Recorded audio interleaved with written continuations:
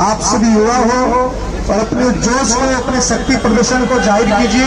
दोनों मुट्ठी बंद करिए और अपने अंदर में जितनी ताकत है वो ताकत लगा करके भारत माता की, भारत माता की, सनातन धर्म की।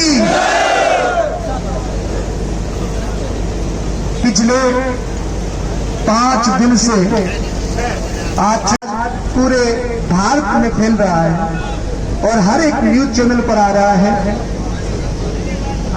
आज तक डूंगरगढ़ में, श्री डूंगरगढ़ में बहुत सारे विषयों को लेकर के रैलियां होती है, धरना प्रदर्शन होता है, पर आज तक मैं कभी किसी भी सार्वजनिक मंच पर आकर के कभी बोला नहीं।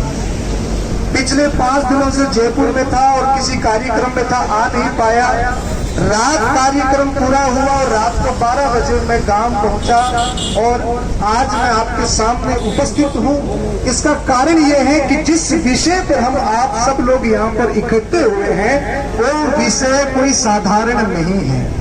तो जितने भी प्रबुद्ध जन इस मंच पर विराजमान हैं और जितने भी मेरे युवा भाई मेरे सामने विराजमान हैं, 2 मिनट का समय आप सब शांति के साथ सुनेंगे।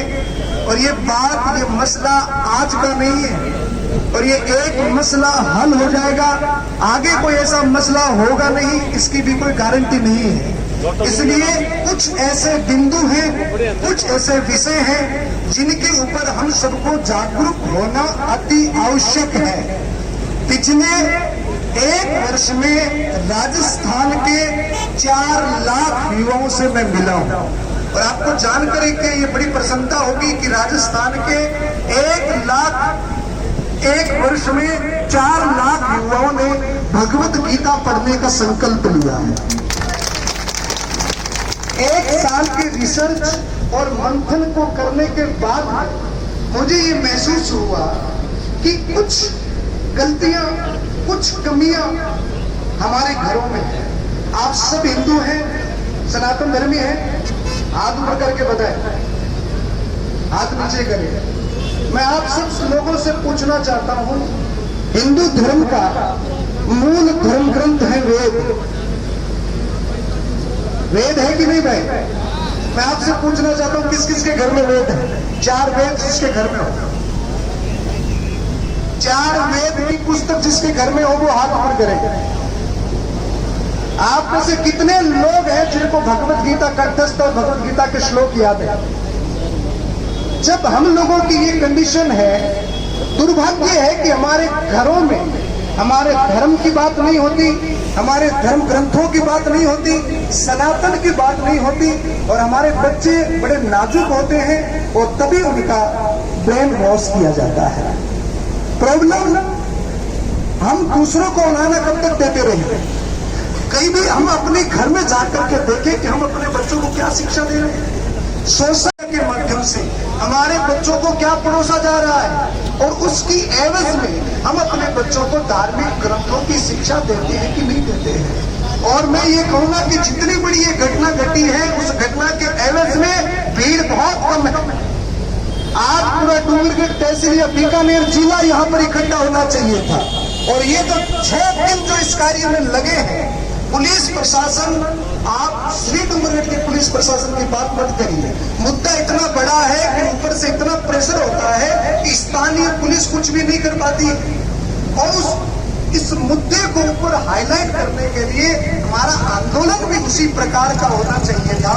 क्योंकि पुलिस अगर चाहे तो हमने पीछे भी बहुत सारी घटनाएं ऐसे देखी है जिसको मार करके उसकी राख को भी सड़क पर बिखेर दिया गया, उसका भी सबूत पुलिस ले आती है और उन कातिलों को गिरफ्तार कर लेती है। तो पुलिस चाहे तो क्या नहीं कर सकती, पर ये 6 दिन जो लगे हैं कहीं ना कहीं हम लोगों की कमजोरी है, वरना 6 दिन नहीं लगते सारे। अब भविष्य में आज प्रसन्नता हुई, थोड़ा सा समाचार मिला, अब वो कितना सत्य है कि कितना असत्य है नहीं पता, और आज पता पड़ा कि हमारी बेटियां का पता लग गया है और हो सकता है कि वो जल्दी हमारे बीच में हो। विषय ये नहीं है, विषय ये है कि हमारे घरों में, हमारे राष्ट्र में, हमारे परिवारों में ऐसी घटनाएं दोबारा न हो।